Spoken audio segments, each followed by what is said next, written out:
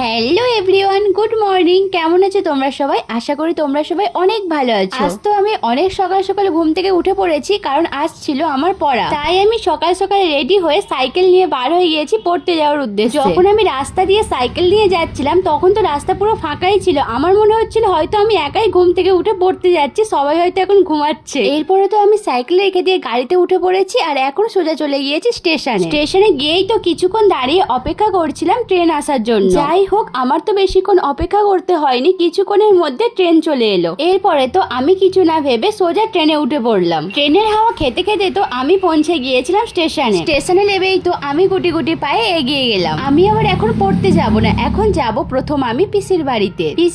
ঢুকেই তো সবার প্রথমে আয়নার সামনে একটু ঢং ভঙ্গি দিয়ে দিলাম। এরপরে তো দেখা করেছিলাম পুচকুর সাথে। এই পুচকুটা হলো আমার দিদির ছেলে। যাই হোক, তারপরে তো পুচকুর সাথে দেখা করে আমি আবার বার হয়ে গিয়েছিলাম পড়তে যাওয়ার উদ্দেশ্যে।